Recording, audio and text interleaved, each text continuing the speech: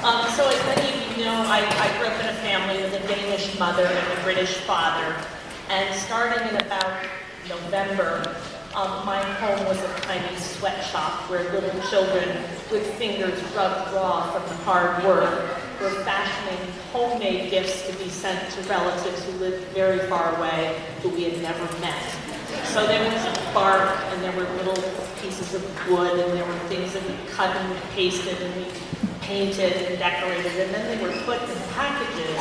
And this is back when packages were tied with string. And I found out well along in my sweatshop years that when you send packages overseas, of course, you have to put that little customs declaration on the front that tells what's in the package, right?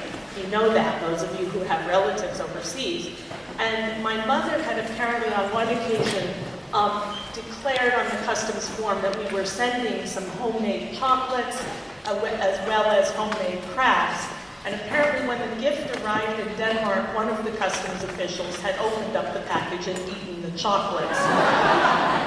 So I have this, I imagine that what she did to protect the goods for their safe arrival in Denmark was write on the customs form something like small pieces of bark pasted erratically on small pieces of wood in the hopes that no one would be tempted to open that up.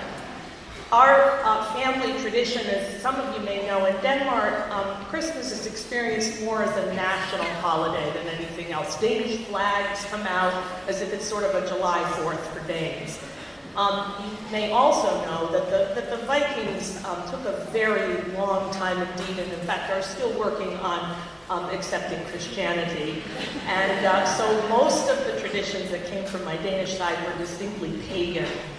And somewhere along the line, my mother, who could invent traditions quite quickly and easily, and those of you part of the school know that that's something I enjoy doing too. It's anything that happens once that's worth doing again.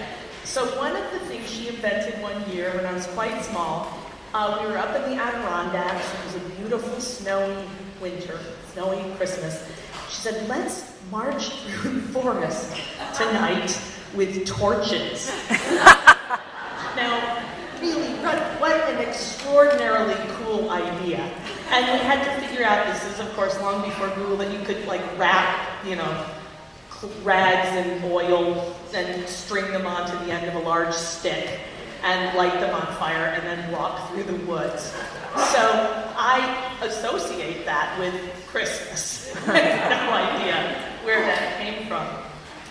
But those kinds of pagan traditions were part of our family. And then, of course, my father, who was Quaker, but had grown up in sort of, high church of Britain, and known that word, he, as we gathered, usually all foreigners around the table during the holidays, Thanksgiving and into and beyond the New Year, with the guests assembled at the table, would bow his head and deepen his voice and say something like this. And I talked to Paul, our business manager, who's a Latin scholar. He'd say, ipsum pulcare perque sed caute, illinare ex parte, pax nobiscum. And we would all say, Amen. And many years later, we came to learn that in medical school, he had learned the names of the small pieces of cartilage in the nose in Latin, and that was the prayer.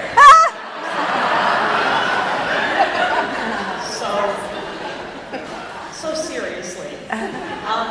So that gives you a little flavor of the way that I think holidays in all of our families, blends of traditions, blends of personalities, if you will, the way that I think it's so delightful to make up as you go along what becomes your family traditions, what will be memorable for your children. And as you know, I always think of the solstice at this time of year, again, pagan tradition. But on the 21st of December this year, on the shortest day, there will be a tiny little crescent waning moon. And I imagine that maybe some of you will figure out how to wrap a rag around the end of a stick, how to light it on fire, right to put in children's hands, and take a walk in the woods and enjoy nature and being together and family. So welcome to our 10th celebration of winter and holidays.